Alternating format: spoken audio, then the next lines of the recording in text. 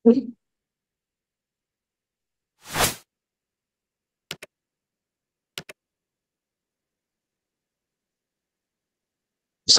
warahmatullahi wabarakatuh.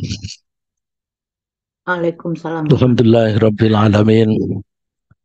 Wassalatu wassalamu ala Muhammadin nabiyil ummi wa ala alihi wa sahbihi ajma'in. Rabbana zidna ilma warzuqna fahma. Allahumma arinal haqqa haqqa warzuqna ittiba'ah wa arinal batila batila warzuqna ijtinabah.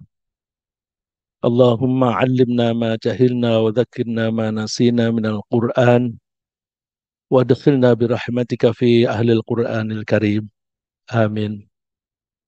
Bapak-bapak, ibu-ibu, dan saudara-saudara sekalian, baik yang hadir di Masjid Syuhada Jalan Lodan, Rawamangun, maupun yang berada di tempat masing-masing yang mengikuti kajian ini melalui Zoom.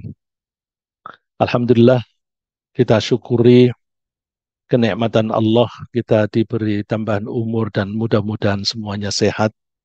Kita manfaatkan untuk mempelajari pesan-pesan Allah melalui Al-Quran dan melalui utusannya Nabi Muhammad Sallallahu Alaihi Wasallam dengan tujuan agar kita bisa makin hari makin menyesuaikan diri dengan ajaran Allah, sesuai dengan bimbingan Allah dalam kita berperilaku sehari-hari, sehingga akhlak kita adalah akhlak Al-Quran. Kita telah mempelajari atau sedang mempelajari surat Al-Insyirah atau surat Asy-Syarh. Kita sudah mempelajari ayat 1 sampai dengan 4, dengan mana Allah menunjukkan kenikmatan yang diberikan oleh Allah kepada Rasulullah Sallallahu Alaihi Wasallam.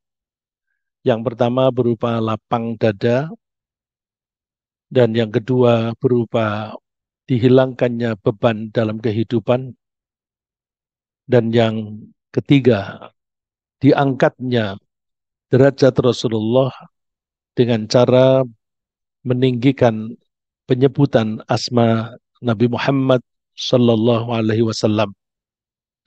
Pada pagi hari ini insya Allah kita akan membahas ayat ke-5 dan 6. A'udzu billahi minasy syaithanir rajim. Bismillahirrahmanirrahim. Fa inna ma'al usri yusra. Inna ma'al usri yusra. Sesungguhnya bersama dengan kesulitan ada kemudahan.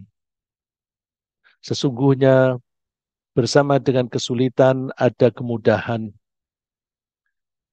Allah ketika berbicara, ketika berfirman, selalu efektif dan efisien.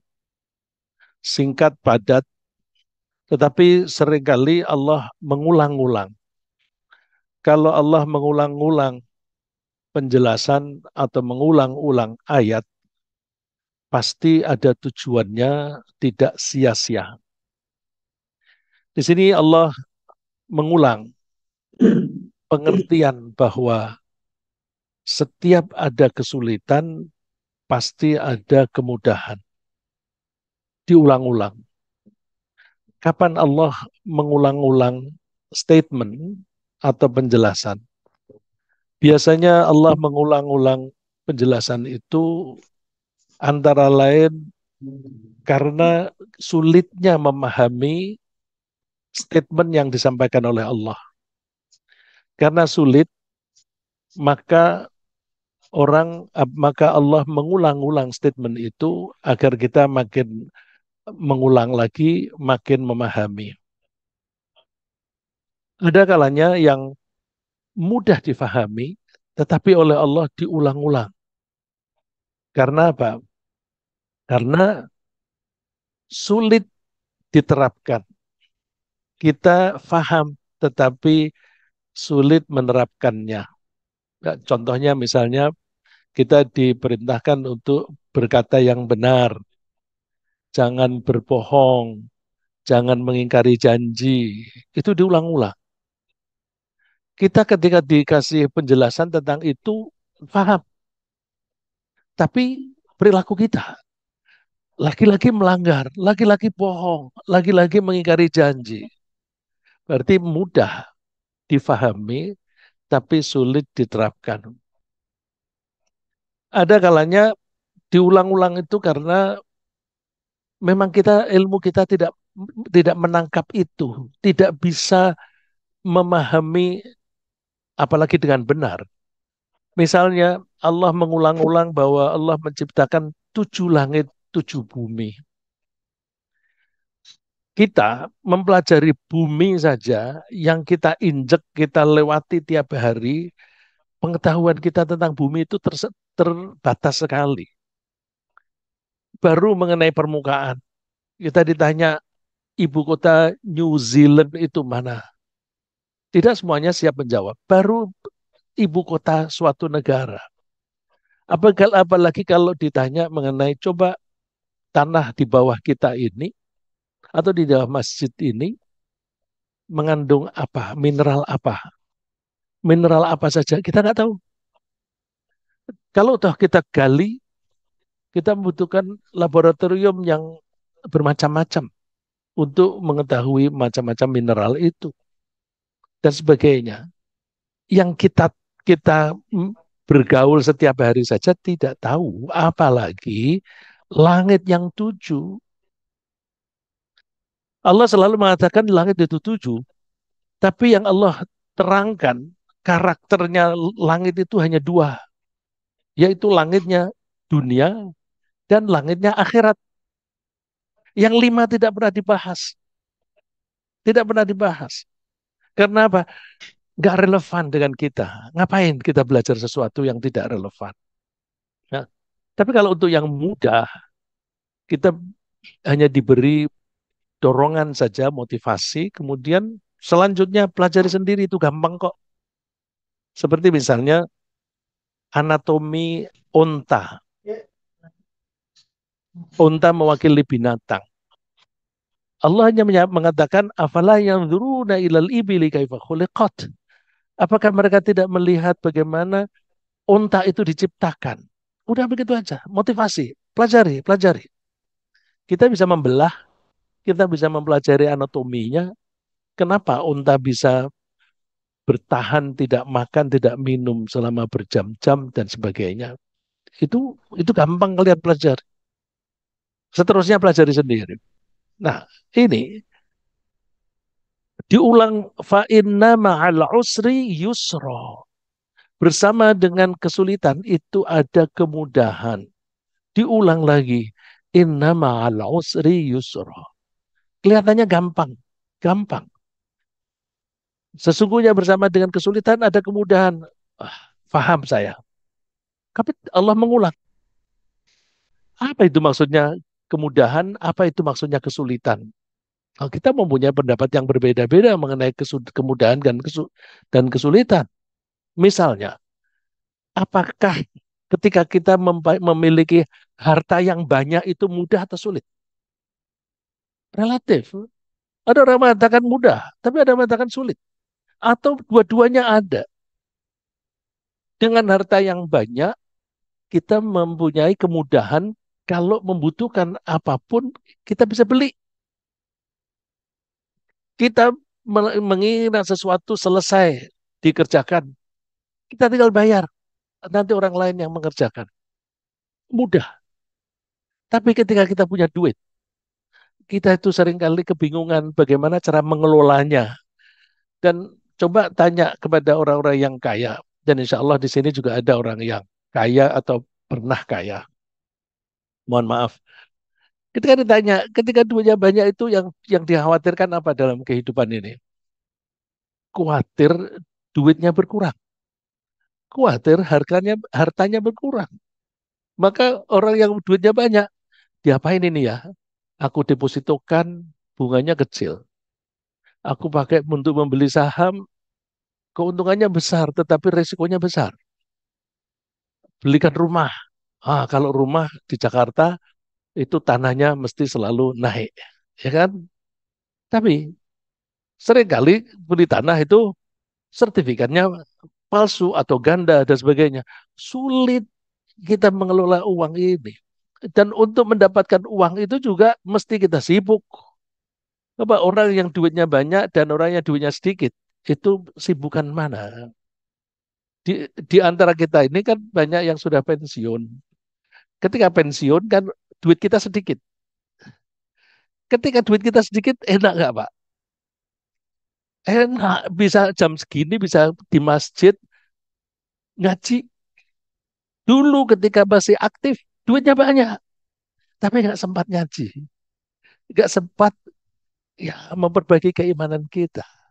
Jadi inilah bahwa di setiap kesulitan ada kemudahan dan ayat ini menunjukkan bareng, bareng. Jadi benda yang satu di situ ada kemudahan, ada kesulitan. Banyaknya harta, di situ ada kemudahan, tapi di situ juga banyak kesulitan. Punya jabatan tinggi, gampang apa sulit? Ya, ada gampangnya. Kepengen apa-apa gampang, tinggal tanda tangan semuanya beres jalan. Tapi coba, apalagi zaman sekarang, untuk menjadi pejabat, mau menjaga bersihnya diri dari yang haram itu sulit sekali. Mohon maaf Pak Adi. Ya, nggak usah tinggi-tinggi.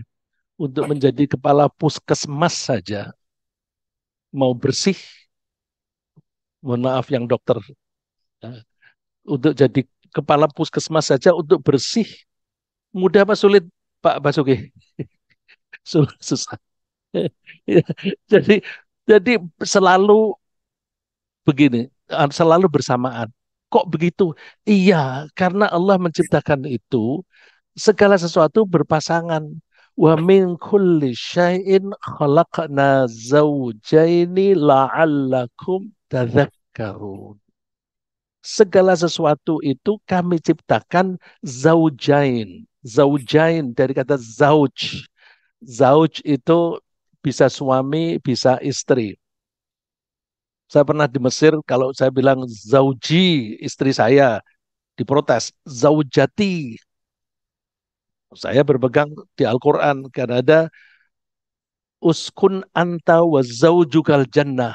Adam, tinggallah kamu bersama istrimu di surga. Uskun anta wa zaujukal jannah. Zauju, bukan zaujatu. Jadi zauj itu bisa laki, bisa perempuan. Nah, zauj itu artinya pasangan. Satu dari pasangan. Eh, Kalau bahasa Indonesia ya mungkin partner ya, partner dari satu pasangan.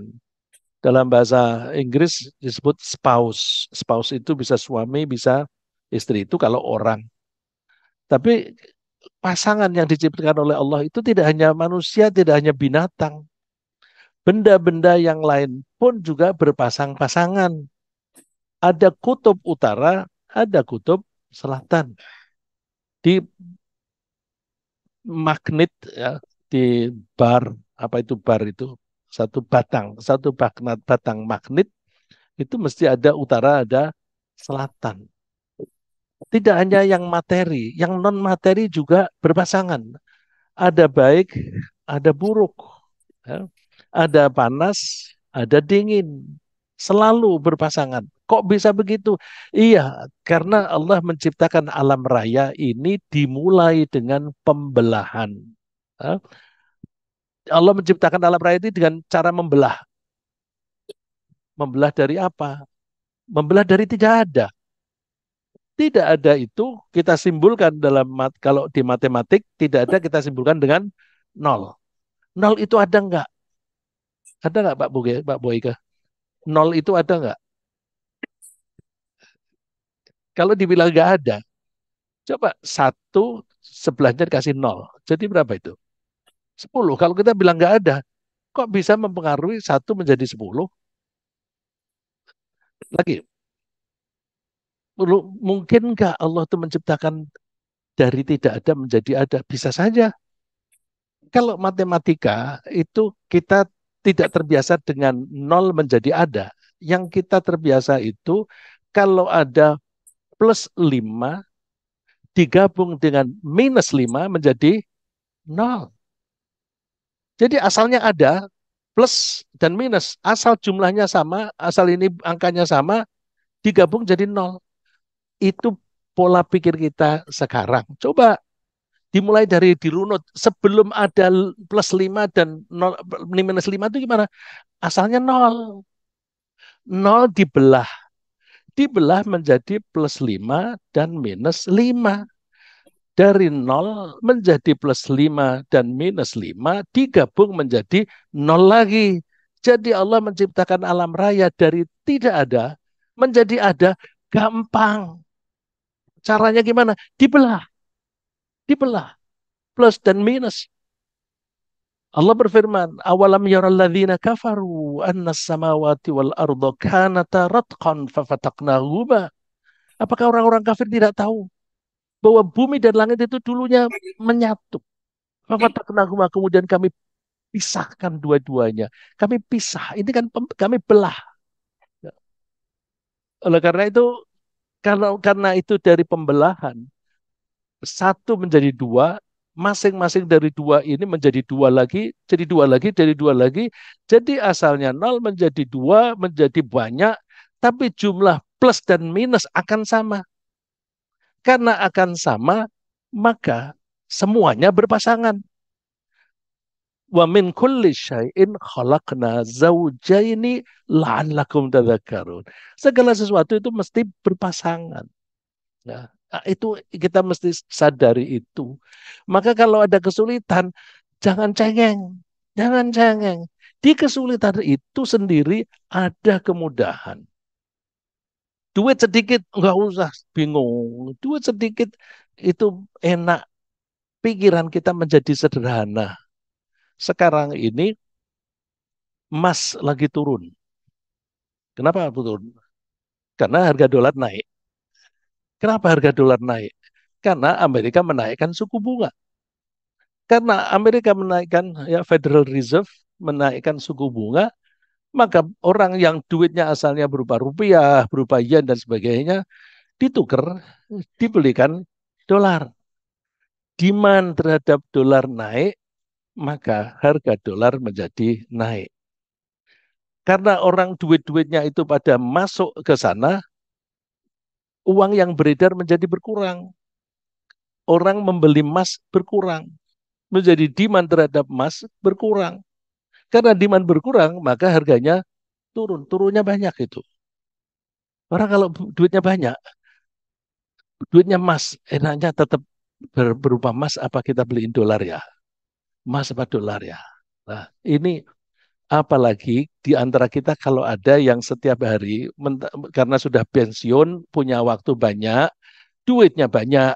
Terus sekarang ini kan di rumah itu tinggal pencet-pencet, tutul-tutul aja komputer apa atau laptop atau HP, main saham, beli jual dalam satu hari itu transaksi bisa banyak. Ya, tapi transaksi nggak ada duit, nggak ada barangnya. Sehingga kalau kita membaca laporan di bursa, dalam satu hari transaksi itu berapa triliun. Ya karena pertukaran itu begitu begitu cepat. Nah, orang yang setiap hari itu ngurusi saham ini bingung, Pak. Bingung saham yang digoreng yang mana. Jangan-jangan ini goreng. Ya. Terus asuransi, asuransi. Saya tuh sejak tahun 2020 pensiun saya nggak keluar, Pak. Karena dari dana pensiun itu dulu dikelola sendiri, sekarang waktu itu kemudian diserahkan kepada asuransi. Asuransinya bangkrut. Mulai tahun 20 saya tidak menerima lagi pensiun. Saya tanya Pak Adi, mungkin nggak itu bisa direcover? Total loss, Pak. Total loss. Terus bingung nggak? Nggak usah. Nggak usah. Karena di dalam kesulitan itu ada kemudahan. Oleh karena itu kita dengan cengeng. Nah, kalau ada problem gimana? Coba setiap problem itu orang dalam setiap problem itu ada negatif, ada positif. Kalau kita hanya perhatian kita pada negatif saja, susah kita dan bisa bisa frustasi. Kita mesti mencari positifnya apa. Problem itu kita menyebutnya problem. Allah menyebutnya ujian.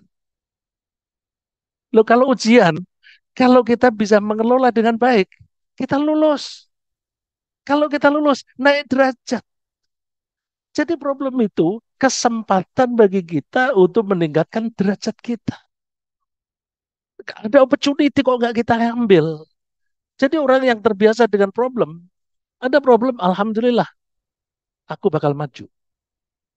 Aku bakal satu langkah lagi maju. Orang yang tidak pernah menghadapi problem, tidak pernah menyelesaikan problem, itu kena problem sedikit aja udah cengeng tuh. Dan orang yang tidak terbiasa menyelesaikan problem, nggak akan bisa jadi direktur. Benar nggak Bapak-Bapak yang pernah menjadi direktur? Nggak akan bisa jadi direktur. Karena di perusahaan atau di suatu lembaga, kalau ada problem dari bawah, problem itu biasanya adanya di bawah, yang banyak ya. Kalau di pabrik, kalau di perusahaan itu seringkali di bawah. Teknis. Nanti ada teknisi yang bisa menyelesaikan. Tapi kadang-kadang tidak bisa diselesaikan. Naik, naik, naik ke direktur. Direktur kadang-kadang keputusannya, "Ah, udah nggak usah diperbaiki, beli lagi aja." Itu kan salah satu solusi. Nah, kalau seseorang itu pandai menyelesaikan problem, dia akan mempunyai rasa confident, rasa percaya diri. Orang yang tidak pernah menyelesaikan problem, tidak punya percaya diri, dan hidupnya hanya apa itu bersungut-sungut, eh, apa namanya sedih, takut, stres dan sebagainya.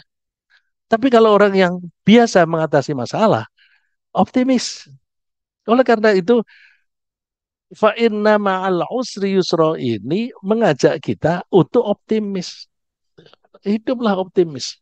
Jadi kalau kita menjadi orang Islam, kita membaca fa inna ma'al usri yusra, inna ma'al usri yusra, kok masih pesimis? Kurang memahami Al-Quran. Maka kita fahami Al-Quran dengan baik supaya kita ini hidupnya bahagia. Allah menjamin, sefahaman saya, Allah menjamin kalau kita menjalani Al-Quran dengan baik, insya Allah kita pasti bahagia. Pasti bahagia. Kalau ada ketidakbahagiaan, cek ada something wrong dengan keimanannya. Insya Allah pasti ada something wrong. Ya, kalau orang banyak keluh kesah, cek. Coba diperiksa, dirunut. Nanti ada keimanannya yang kurang pas. Tapi kalau keimanannya itu benar, bisa sesuai dengan ajaran Al-Quran, insya Allah nggak ada itu. Nggak ada stres, nggak ada galau, nggak ada frustasi, nggak ada kecewa. Ya. Kalau masih ada itu, dirunut. Tentu kalau saya ngomong ini secara umum, nanti kalau ada yang mengumumkan, Pak, saya tuh sudah berusaha untuk takwa, tapi kok masih begini hidup saya. Ah, kita tidak bisa membahas secara umum. Itu sudah kasus per kasus. Nah, kalau kasus per kasus itu biasanya rahasia pribadi. Kalau rahasia pribadi ngomongnya berdua saja. Nah, mesti jujur. Nanti kita cek, kita runut. Nanti ada yang bolong imannya. Ya. Jadi, fa inna ma'al usri yusra itu logis bahwa setiap ada kesulitan pasti ada kemudahan. Dan Allah menyebutnya al-usr, kesulitan itu dengan isim ma'rifat. Isim ma'rifat itu kalau dalam bahasa Inggris itu definite ditambah dengan definite article the, ya. Man, a man itu indefinite. Tapi kalau pakai the man itu menjadi definite. Definite itu tertentu. Al-usr itu definite, tertentu. Sedangkan yusron itu indefinite. Bahasa Arabnya nakiroh. Jadi kalau indefinite tidak tidak tertentu barangnya, belum diketahui, itu pakai isim nakiroh. Ciri khasnya isim nakiro itu tidak pernah pakai al. Tidak pernah pakai al. Kalau yang makrifat memakai al. Al-usr yusron. Yusron tidak pakai al. Dan yang tidak pakai al itu biasanya memakai tanwin. Yusron. Coba kalau saya mengatakan I saw a man in front of the mosque. The man was wearing a red shirt. Man di situ satu atau dua. I saw a man. Saya melihat seorang laki-laki. Terus the man. Orang itu. Orang yang satu. Orang yang satu. Karena definite. Al-usr. Kesulitan. Definite. Ketika disebut yang di ayat yang pertama al-usr. Dan usr yang disebut kedua al-usr. Kesulitannya sama atau beda? Sama. Sama. Sedangkan yusron itu nakiroh. Nah, yusron yang di ayat 5 dan yusron di ayat 6 itu bendanya sama enggak? Beda. Beda. Artinya apa? Setiap satu kesulitan itu ada banyak kemudahan. Ya, setiap satu kesulitan itu ada banyak kemudahan. Oleh karena itu, kita jangan terlalu one-sided. Melihatnya hanya satu sisi saja. Kita mesti melihat dua sisi. Ya. Misalnya, ada orang yang difitnah-fitnah. Terus gimana? Reputasiku kan hancur. Enggak. Kalau namanya fitnah itu kebohongan. Fitnah itu bohong. Kalau bohong tidak akan berpengaruh. Jadi seseorang difitnah telah melakukan korupsi misalnya. Kalau dia tidak korupsi, dia tenang aja. Kalau dia sewot, jangan-jangan memang betul-betul korupsi. Ya. Jadi dia tenang aja. Karena apa? Kalau ada tuduhan semacam itu, nanti akan ada proses klarifikasi. Proses klarifikasi itu akan terjadi secara alamiah, ya, secara natural. Karena apa? Orang akan curious, akan ingin tahu, benar apa enggak sih? Benar apa enggak sih? Nah, karena banyak orang ingin tahu, maka ada mekanisme nanti untuk ngecek kebenarannya. Begitu ternyata tidak benar, maka siapa yang jatuh? Yang mendapatkan fitnah. Yang mendapatkan fitnah. Ya, ya, contoh di negara kita banyak bis yang besar tidak bisa masuk. Kasih aja gambarnya. Bisa. Yang jatuh namanya siapa? Yang nuduh. Jadi kita kalau beriman dengan baik, nggak usah takut difitnah. Ya, Allah berfirman dua kali di Al-Quran. Siapa yang bertakwa dan sabar, maka rekadaya orang siapapun tidak akan berpengaruh buruk terhadap kamu. Ya, saya ulang, asal kamu bertakwa dan sabar, maka rekadaya mereka tidak akan berpengaruh buruk terhadap kamu. Contoh kasus di dalam Al-Quran adalah Nabi Yusuf, mohon maaf, Ibu Aisyah di surat An-Nur. Itu diceritakan jawaban Allah terhadap fitnah terhadap Ibu Aisyah yang dituduh berzina. Dan Allah membiarkan fitnah itu berjalan sampai 1 bulanan kira-kira. Karena menurut hadisnya itu lebih dari 4 minggu. Nah, lebih dari 4 minggu itu ya kira-kira kan 1 bulan gitu kan. Kira-kira tidak tahu persis karena kalimatnya itu lebih dari 4 minggu. Terus orang menuduh itu benar karena buktinya apa? Buktinya Aisyah pulang bersendirian berdua saja dengan Sofwan. Wah, itu sebagai bukti. Tapi Allah mengklarifikasi. Nah, innalladzina ja'u bil ifki usbatum minkum. Yang menyebarkan kebohongan itu ya kelompok kalian sendiri. Kalian, kelompok saya, kalian, kelompok. Nah, ini bisa kita pahami bahwa di setiap kelompok pasti ada orang yang dengki. Ya, di setiap kelompok pasti ada orang yang dengki. Terus kalau didengkiin orang gimana? Asal kita itu bertakwa dan sabar, selamat kita. Nah, terus di beberapa ayat berikutnya Allah lebih memperjelas lagi bahwa mereka itu ulaika mubarrauna mimma yaqulun. Mereka itu bersih dari apa yang dikatakan oleh orang-orang itu. Nah, jadi ketika difitnah maka nggak usah takut. Asal kita itu bertakwa dan bertakwa itu termasuk jujur ya. Jujur dan tidak melakukan pelanggaran dan sabar. Nanti Allah akan mengangkat derajatnya. Nah, terus jadi di situ juga ada fitnah itu kesulitan. Kemudian mengangkat derajat ini satu kemudahan. Ya. Dan kita lihat di negara kita ada orang yang difitnah, yang diolok-olok macam-macam, terus jadi presiden. Ya, kasus dulu pernah ada seperti itu. Saya tidak tahu apakah nanti akan berulang lagi atau tidak. Ya, tapi ada kalanya seperti itu. Terus, tapi ada kalanya kemudahan dan kesulitan itu datangnya bukan bareng, tetapi berurutan. Sulit dulu, baru gampang, mudah. Saya ja'alullahu ba'da usri yusra. Allah akan menciptakan kemudahan setelah kesulitan. Nah, ini yang kita dalam pepatah kita mempunyai pepatah misalnya berakit-rakit ke hulu, berenang-renang ke tepian, bersakit-sakit dahulu, bersenang-senang kemudian. Mana lebih bagus dibanding dengan saya ja'alullahu ba'da usri yusra? Mana lebih bagus? Berakit-rakit ke hulu, berenang-renang ke tepian, bersakit-sakit dahulu, bersenang-senang kemudian. Ini banyak contohnya. Kalau manusia mulai kecil maunya gampang, tidak mau belajar, malas belajar. Sekolahnya ya bolos, main, dan sebagainya. Ketika remaja, nggak mau latihan keterampilan.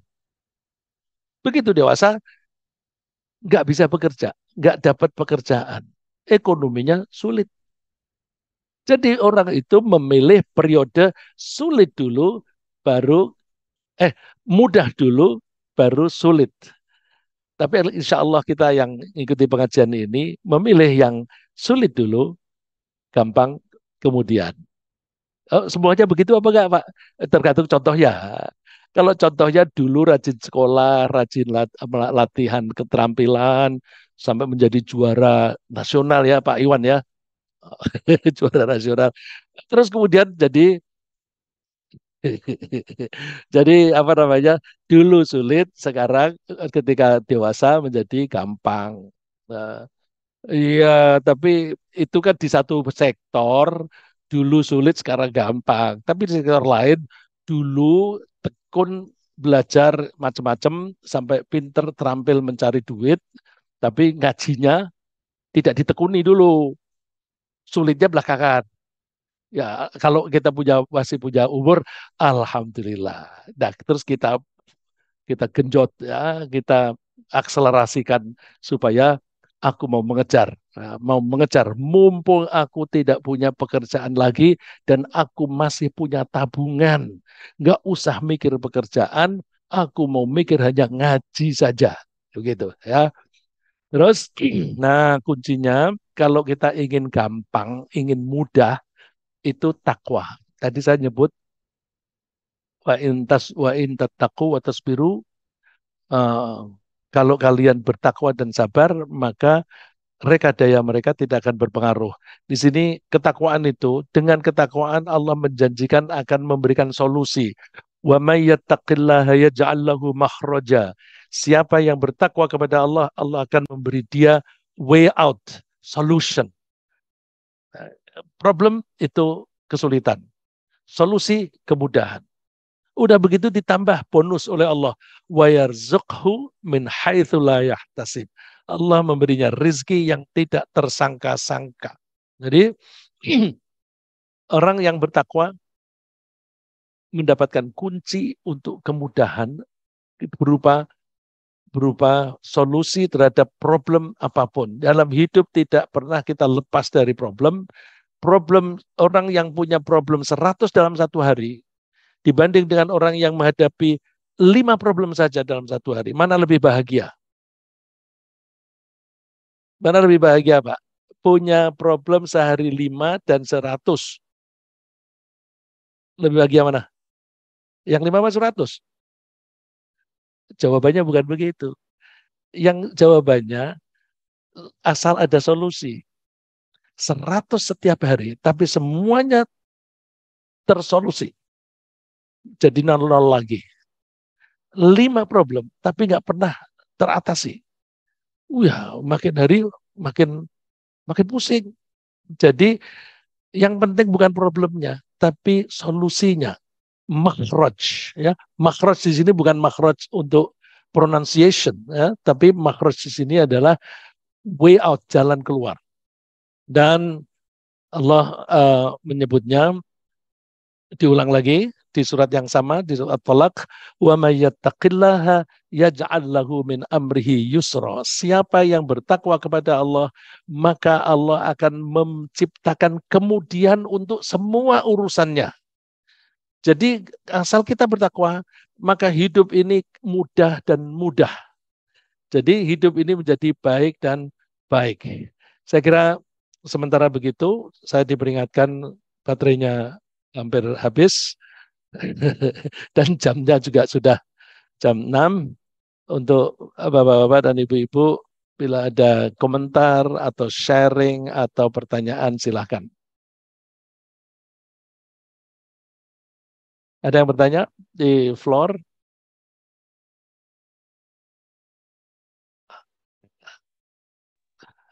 Oh, kalau Pak Dadang bertanya, nanti saya tidak bisa jawab tuh. Baik, ini ada pertanyaan dari online nih Pak. Dari Pak Yusril Taha. Bismillah, izin bertanya Syekh. Ayat 5-6 tersebut jaminan Allah bahwa kemudahan atau pertolongan Allah akan mengalahkan kesulitan. Bagaimana kita mengelola emosi agar yakin bahwa kemudahan atau pertolongan Allah itu hukumnya pasti? Terima kasih Pak.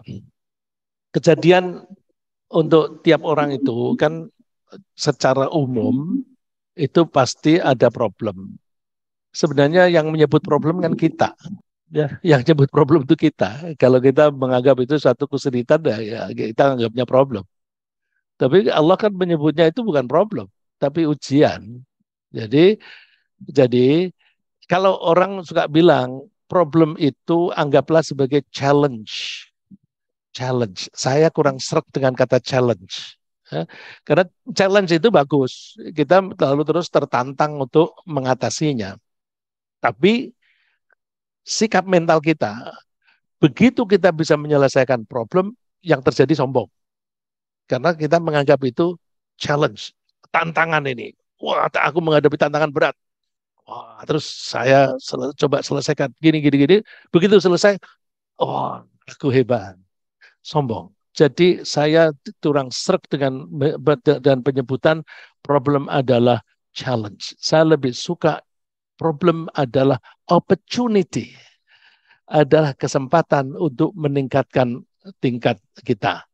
Nah, kalau ada ombak besar untuk pelaut, pelaut tidak akan bisa dianggap sebagai pelaut yang tangguh kalau tidak pernah menghadapi ombak yang besar.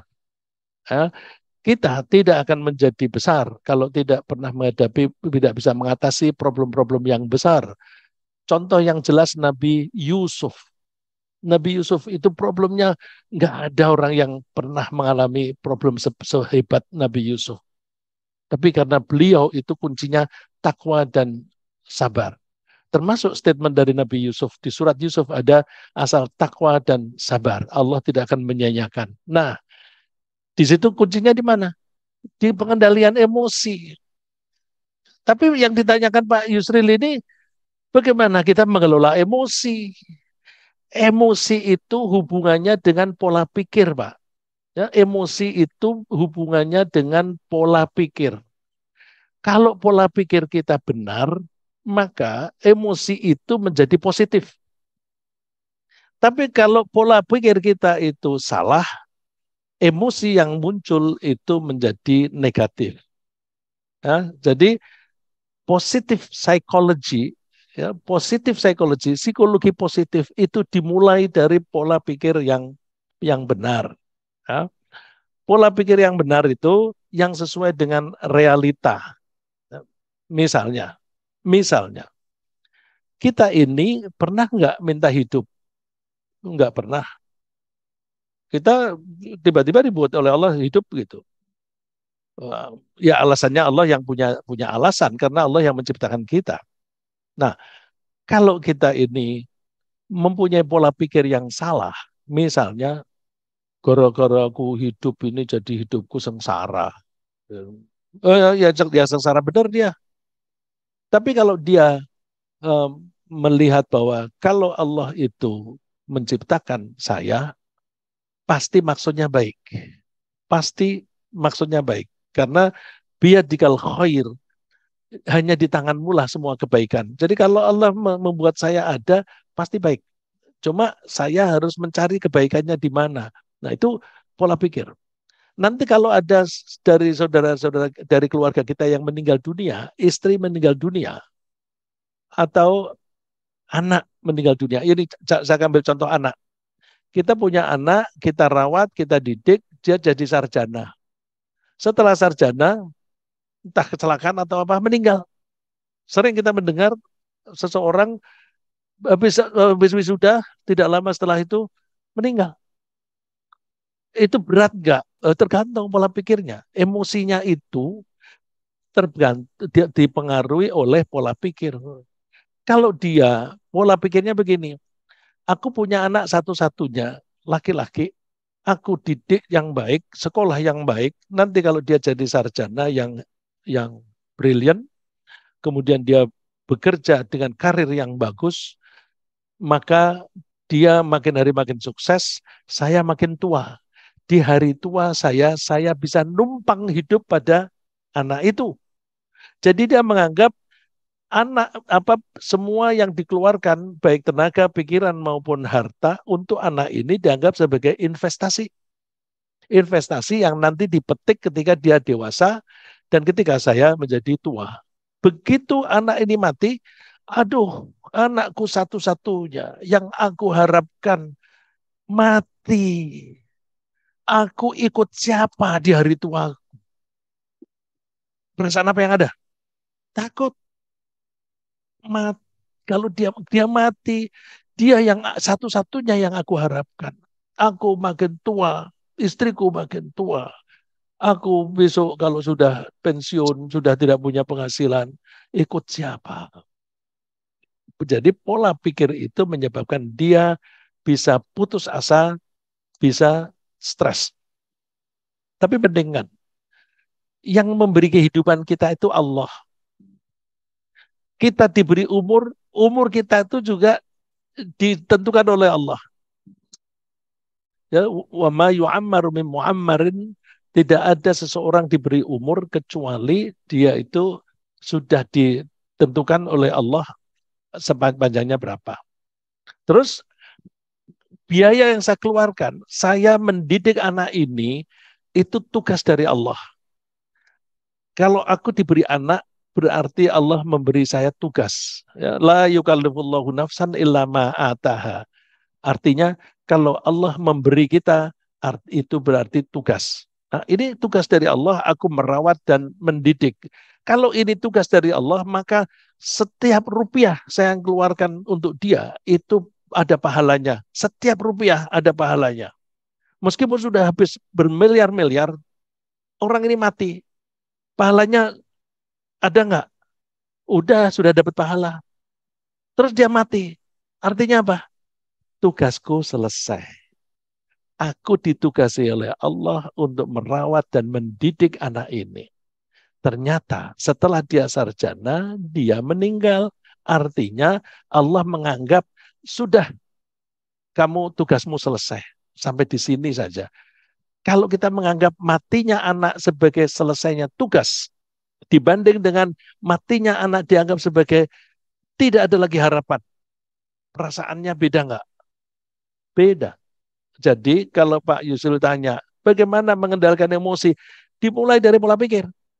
Pola pikirnya itu berdasarkan keimanan atau tidak. Kalau berdasarkan keimanan, insya Allah nggak ada yang negatif. Ya, nah ini kalau saya bicara lebih panjang lagi, nanti nggak ada waktunya. Ada pertanyaan lagi? Ini ada Pak orang tua kita Pak Saifuddin Bahri mengaktifkan mikrofon. Apakah ada pertanyaan Pak Saifuddin Bahri? Dipersilakan. Ya, Pak Saifuddin angkat tangan sengaja atau tidak? Enggak. Bagaimana Pak? Mungkin belum ya. Oke, ada pertanyaan online juga. Sebelum nanti jamaah yang hadir di masjid jika ada pertanyaan juga kami persilahkan. Ini dari Ibu Indah NR. Assalamualaikum Abah Rizza. Izin bertanya, pada surah Al-Insyirah Allah menggunakan ma'a yang artinya bersamaan, dan di surah At-Tariq menggunakan ba'da yang artinya setelah. Apakah ada perbedaan pada dua ayat tersebut atau sebenarnya sama? Mohon penjelasannya Pak. Matur suwun. Ya, terima kasih. Ini Ustazah Indah. Indah ini ustazah yang kita tunjuk untuk memimpin pesantren kita, pesantren putri di Kemayoran. Jadi kita sudah punya 2 cabang pesantren putri, satu di Jelita 4 Rawamangun dan satu di Kemayoran. Ini di Kemayoran yang mengasuh Ustazah Nur Rahman. Terima kasih. Bahwa pertanyaannya bahwa di surat Al-Insyirah itu Allah menggunakan ma'a bersama, di surat apa tadi yang satu At-Tariq itu ba'da, setelah. Nah, sebenarnya bersama maupun ba'da itu kan bisa diartikan bersama, ba'da itu bisa diartikan bersama juga, ya. Cuma kalau ba'da itu kronologis, ya, tapi kalau yang ma'a itu bersama-sama. Bisa juga berarti bahwa setiap kasus yang mengandung kebersamaan sulit dan mudah itu bareng, plus ada juga kronologis sulit dulu, kemudian kemudahan. Nah, contoh yang banyak di Al-Qur'an misalnya Rasulullah itu berjuang dengan penuh kesulitan sampai akan dibunuh dan sampai hijrah ke Madinah. Itu pun masih dikejar-kejar, diserbu. Sampai mereka itu merasakan hidup itu bagaikan di ujung nyawanya itu seperti di leher, ya, seperti nyawanya itu sudah hampir terbang lah. Tapi kemudian Allah menjanjikan ala inna nasrallahi qarib, pertolongan Allah itu dekat. Jadi ada kalanya berbarengan. Nah, berbarengan ada kalanya urut-urutan dan bisa juga dua-duanya ada. Misalnya ketika umat muslimin diserbu dari Mekah di perang Khandaq, ya, perang Parit, masa itu sedang paceklik. Paceklik itu kan makanan sulit. Tetapi orang-orang di Madinah tidak kelaparan. Kenapa? Ada mukjizat, ya, mukjizat. Misalnya tidak ada makanan, ada anak kecil membawa kurma dengan 2 tangannya. Dan dua tangan anak ini penuh dengan kurma, kan jumlahnya sedikit. Rasulullah bertanya, kamu mau kemana? Mau ke bapakku dan pamanku. Mereka sedang menggali di sana. Oh, sini. Terus kurmanya ditaruh, Rasulullah menggelar kain, ditaruh di situ. Ayo semuanya makan di sini. Makan. Kurma segitu, Rasulullah mengundang orang yang sedang menggali parit, jumlahnya itu sekitar 1.000 orang. Semuanya makan. Semuanya kenyang. Jadi dengan kesulitan yang seperti itu Allah memberikan kemudahan. Tentu kemudahan ini tergantung levelnya. Level ketakwaan Rasulullah itu memang tidak tertandingi. Nah kita ya di level kita dan kesulitan kita insya Allah tidak seberat yang dihadapi oleh Rasulullah. Dalam hal makanan itu banyak contoh yang dikemukakan oleh yang terjadi pada Rasulullah. Misalnya Jabir melihat Rasulullah lapar sekali. Rasulullah, saya mohon izin mau pulang menyembelih kambing. Saya punya anak kambing. Oh, terus diizinkan oleh Rasulullah, disembelih, dibikin makanan, terus mempersilahkan Rasulullah. Rasulullah sudah siap, tapi Rasulullah jangan mengundang banyak-banyak. Rasulullah mengundang semuanya ikut. Ini Jabir menyediakan kambing ini. Tapi Rasulullah pesan, Jabir bilang sama istrimu, jangan dia yang mengambilkan, aku yang mengambilkan. Rasulullah yang mengambilkan di panci, di tungku itu, terus semuanya kebagian. Dan ini menunjukkan kehebatan Rasulullah. Melayani 1.000 orang sendirian. Ini tangannya pegel nggak? Kalau kita itu berapa jam itu? Tapi Rasulullah sebagai seorang nabi mau melayani umatnya. Dan semuanya makan, semuanya kenyang dan di panci masih sisa ya, untuk keluarga. Nah, jadi bersama-sama itu dan belakang itu kemudahan yang bersama. Ada kemudahan yang setelah itu, yaitu Allah mendatangkan angin yang besar sehingga terjadilah badai pasir, mata musuh itu pada kelilipan dan mereka sakit mata, kudanya pun juga matanya kena pasir, akhirnya mereka pulang dan badai pasir hanya di luar Madinah sehingga orang-orang Madinah tidak merasakan bencana itu. Nah, itu terus kemudahan datang. Jadi ada kalanya kemudahan itu. Jadi kita tidak mengadu dua itu sebagai suatu yang bertentangan, tapi bisa dua-duanya bersama-sama. Begitu Ustazah Indah. Ini di masjid nggak ada yang bertanya nih. Baik, ada pertanyaan kembali kami berikan kesempatan bertanya kepada Bapak yang hadir di masjid. Oh, coba saya lihat lagi ada dari Pak Pribudi Mas. Assalamualaikum Ustadz Rizza, izin bertanya, bagaimana menggunakan konsep opportunity terhadap jodoh seperti lama atau belum dapat? Terima kasih. Ini Pak Budimas ini membuat tertawa di masjid ini. Iya Pak. Jodoh itu tidak harus dipaksakan Pak Budi. Ya tidak harus dipaksakan. Karena ada kalanya orang lebih baik mempunyai suami atau mempunyai istri, tapi ada kalanya juga lebih baik tidak punya istri atau tidak punya suami. Ya, misalnya saya melihat ada tetangga saya dulu, sekarang tidak lagi jadi tetangga saya. Itu seorang ibu dulu kelihatan bersungut-sungut, sedih melulu. Setelah meninggal suaminya, menjadi kelihatan sehat, segar, bugar. Kita tidak tahu apa yang terjadi, tapi secara lahiriah berarti kan dia lebih happy ketika sendirian. Ya kan? Nah, Pak Dadak juga begitu. Dia milih sendirian.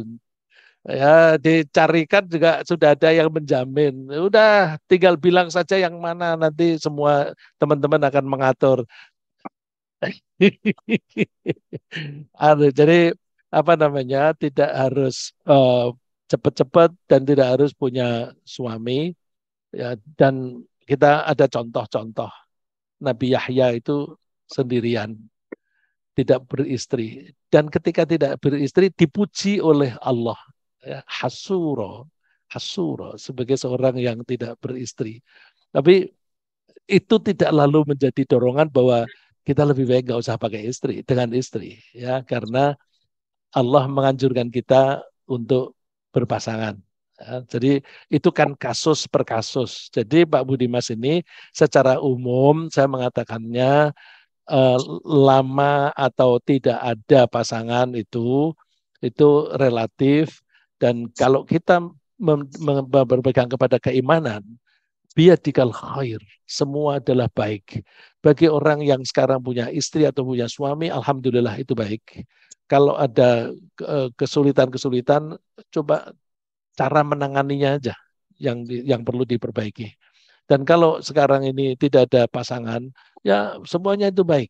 Ya. Semuanya itu baik. Itu kalau kita mendasari pola pikir kita dengan keimanan. Terima kasih Pak Budi.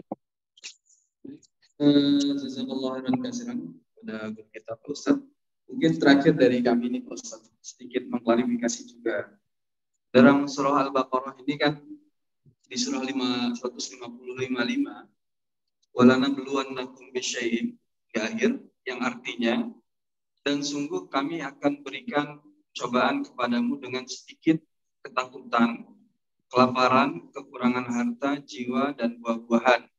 Dan berikanlah berita gembira kepada orang-orang yang sabar. Nah, kalau melihat ayat ini, kami melihat misalnya kan salah satu bentuk ujian atau kesulitan itu adalah dalam hal ketakutan, kelaparan, kekurangan harta, jiwa, dan buah-buahan. Nah, Allah menutup ayat ini dengan sabar. Nah, apakah ketika menghadapi ujian ini memang hanya kuncinya sabar saja atau ada hal yang lain, Pak Ustaz? Sabar itu menyeluruh, Pak. Justru sabar itu kata-kata yang menyeluruh. Ya, tadi saya menyebut Allah tidak menyebut problem, tapi Allah menyebutnya ujian. Tadi kan wanaqsim minal amwali wal anfusi was samarat. Kekurangan harta, kekurangan buah-buahan dan sebagainya. Kalau kita menganggap problem ya problem. Tapi Allah menganggapnya itu ujian. Kuncinya di mana? Sabar. Sabar itu mengandung 3 pengertian. As-sabru ala ta'ah. Kun dalam melaksanakan ketaatan kepada Allah. Yang kedua, as-sabru 'anil ma'siyah. Sabar, dia tangguh tidak tergoda untuk melakukan yang menyimpang. Jadi misalnya kesulitan duit nih, atau kepengen kok dari dulu nggak punya uang, terus ada godaan, ini kesempatan kamu dapat 2 miliar, kamu lumayan dapat, atau kalau 2 miliar sekarang sulit beli rumah ya, ada 5 miliar nih kamu bisa beli rumah. Dia sabar nggak? Kalau dia sabar, dia hanya memilih yang halal saja. Dia tidak mau yang haram. Itu termasuk sabar. Kalau dia mau mengambil, berarti dia tidak sabar. Yang ketiga, as-sabru alal bala. Dia sabar meskipun ada rintangan-rintangan, dia tetap tekun dan dia tidak mundur ya. Dia punya tujuan tertentu, terus dia jalani.